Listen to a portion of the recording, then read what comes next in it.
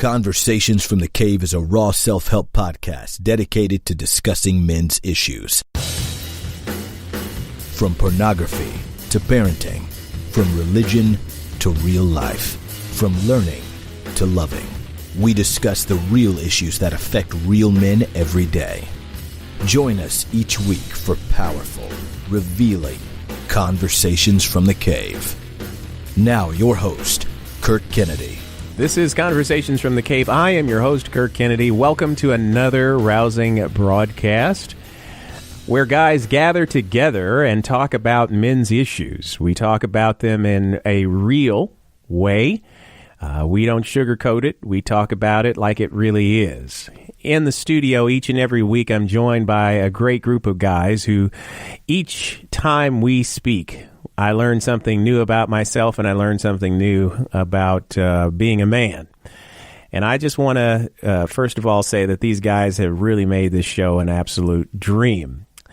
So to my right, we've got Mustang. Mustang, can you chime in for us? It's Dream Boy Mustang. No, I'm just kidding. It's Mustang, man. Excited to be here, man. And the same goes for you guys. I feel the same way. It's great to sit here and talk around the table with you guys. Excellent. Mustang is joined also, and we're joined in the studio by NOLA73 to my left. Can you chime in for us, sir? Sure.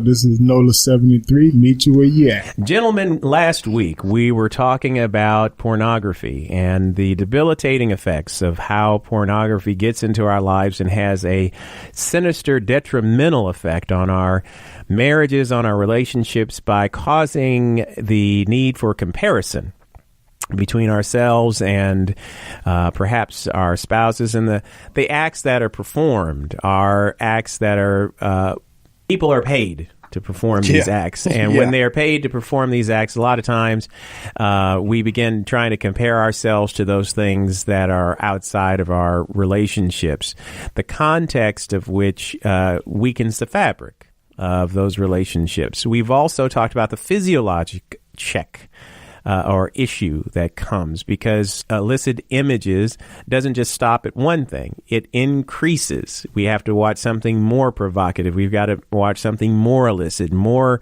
intense in order to get the same level of gratification. Similar to what Mustang called a drug addiction, because there's actually a chemical addiction associated with the watching of pornography. A little known fact is that the pharmaceutical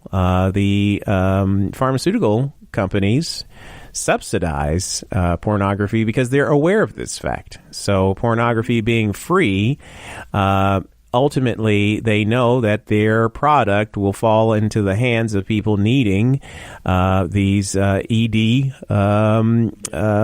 medications because the men have gotten so overstimulated that normal activities are not sufficient. And I believe that's at the core of a lot of the problems there. Not to veer off too much, but I believe that's at the core is overstimulation. Now, all of a sudden, when it comes time for regular, standard, you notice I use the word regular, standard, plain old vanilla sex with the wife, or intimacy with the wife, then all of a sudden now things are boring and we can't, as they say, I don't know if I want to say this, but can't get it up. Right. Can't perform. Can't perform well, and now all of a sudden you can't perform well, where I don't believe it was all based on our own choice. Yeah, I believe. Yeah, a great deal of it. Yeah, I think you make a very good point. In addition to that, just to piggyback on what you were saying, I think they're aware that that's what it does, and I think that that's the reason why it's free, because they know at some point they're going to get paid on. It's not free, but they know they're going to get paid on the other end of it, because it's not going to be something that's easy for a person to recover from. And that can be a challenge. This week, did you want to make a comment, Nola? Yeah, I wanted to say also, piggybacking on what you guys are talking about, when we looking at television as a general, 90% of the men in America is some type of a sports enthusiast, whether it's basketball or football or baseball. And when you're looking at each one of these professional entities, when when halftime comes, you tend to look at a lot of girls that's in bikinis, a form of bikini. So we're being, privy to sex on a massive level. And looking at all of the forms that it comes in. When you go home, you don't even look at your wife in an appealing way no more.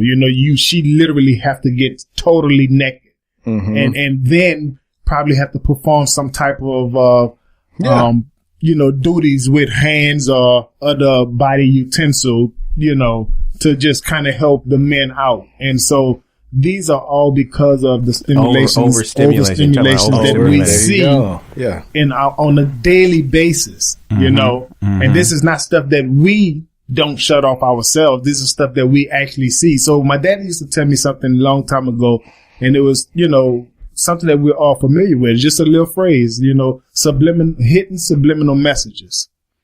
And we're getting that every day. You watch TV, there's sex being, with it all the time. Previewed to you. You're walking down the street. You got women that'll turn your heads. And when you go into, you try to talk to them, you're talking about a 40-year-old man looking at a 13-year-old girl. Because we're looking at sex. We're not looking at issues of age, so we're just being stimulated on a variety of levels. Or even appreciating women for women, for them in their entirety, the smarts, the beauty, everything as an entire package. Right. We separate the woman from the sex and we stare at the sexual parts. That's it. So that's my friend. Did you see her butt? Did you see her chest? Did you see this? You didn't see her. You just saw exactly. No, her. I saw an absolutely gorgeous, she appeared to be like, with the way she was interacting with those other people, to be funny and charismatic.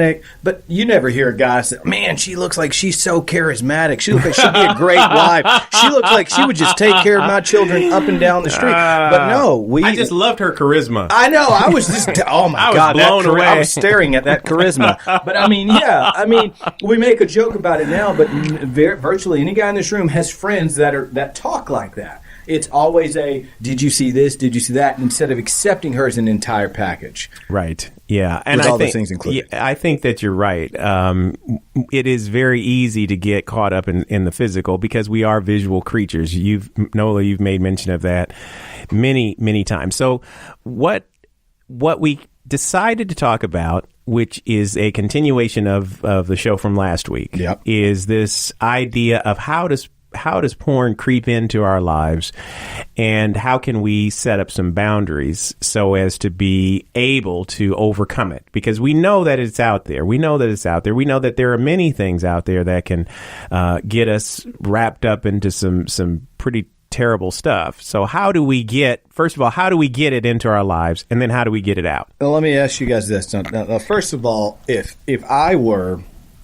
I don't know if anybody remembers the show Hercules. If anybody ever saw Hercules, my kids love it. Hercules is a very strong deity, right?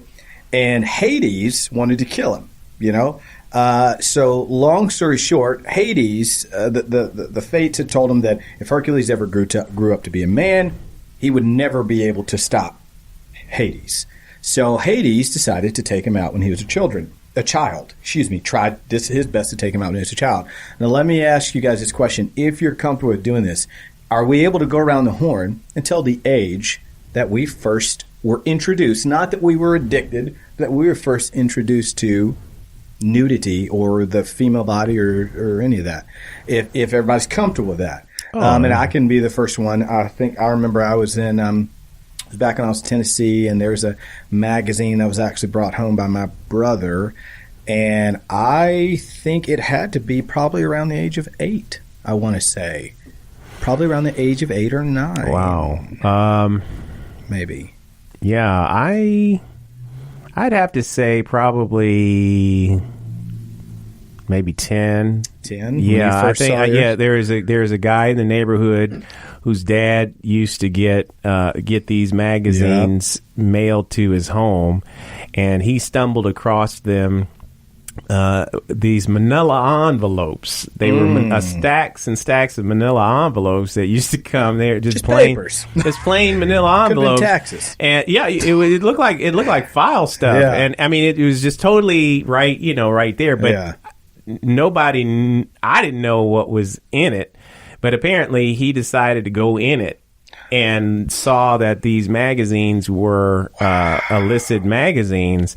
And so he said, have you ever seen anything like this? And I didn't even know what the manila envelope had in it. And it was after that, I was like, whoa, what is that? You know, and it just a little bit mind blowing, because you're just like, whoa, that's not what I've never seen anything. Yeah. These aren't taxes. These aren't, you know, and that's not a comic book I've ever seen, you know, and it's like, whoa, and then how does that work? You know? Yeah. So there was a lot of that. And I think the second thing was that, you didn't want to be the guy on the outs. You know, you didn't want to be the guy that was like, oh, no, I don't want to see that, you know, because everybody else is like, oh, dude, what is that? Yeah, whoa, you know, hey, cool, we're all cool, checking you know. out together. Right. Cool. And then the unfortunate thing is then you're like, well, I wonder what else is out there. Exactly. And that's that step. So I think probably I would say 10-ish. 10-ish was it. What about you, Nola, or do you have any? Because I know you've told your story, but I don't know how old you were when it. Well, if anybody have been following us, they'll definitely know that mine came at the age of 5, and that was when my older cousin and his little lady friend took me and her younger sister, stripped us naked, put us on top of each other, and made me watch my cousin perform the same thing on her older sister. To me, that every time I hear that, it's hard to even listen to. I can't even. Oh, man. But my point, if you will, with the Hercules story is, and of course we're all believers in Christ here, is that Hades in that story wanted to take Hercules out, but as he got strong, being the son of Zeus, he was too strong as an adult to take him out. So he had to start when he was a child and kill him if he could when he was a child. Now, the same thing, all of us never met each other before, but all of us having experiences ranging anywhere before we were even teenagers. We were attacked. Already started us handicapped, where we already were looking and viewing women in a different way. Now, if we had continued on that path, we can wreck our marriages, wreck our life, everything. We've already, everything. Everything in your life, everything in your life is impacted by that interweaving of that knot in the fabric, if you will. And we didn't go seeking this out. We weren't like, oh, let me just go see if I can. We didn't check these things out. We were introduced to it via somebody else, and typically it was always someone older. Yep. Always. My older brother, Nola's older cousin, older brother, whatever, and your older friend in the neighborhood. You were going to say something? Yes. So what I was going to say, dealing with introductory of how we allow this pornography to come into our lives. One of my examples is, I'm going to go back old school, and I'm just going to talk about the old black and white movies. A lot of folks that are of age, they definitely know what I'm talking about. I remember watching movies where when the actors would get ready to do something, you would see them kiss, and then it would go black. And you just had to use your imagination. Yeah, it would insinuate that. Okay. Let's come a little bit farther. The worst cuss word that I experienced on television was Flo Evans when she would say, damn, damn, damn. I'm showing you stages of how the desensitization will come in slowly. You went from really kids sitting down listening to a radio station. When the first television populated into the house, you looked at kissing, no sex scenes, no bedroom scenes, no laying down in the bed of a man and a woman. It went black. Flo Evans just saying the worst word to us known was damn. And now you have all types of profanity, nudity, gays, lesbians, shows. And so we just looking at a 30, I'm only 45 years of age, so I'm just going to say 45 year span of how we seen time change. So going back to what you're saying, how Hades have to implement things is not fast. It's gradual. Yes. He needs to desensitize you. And me and you talked a couple of shows ago of how we used to watch the Jet Ebony. Ebony Jet.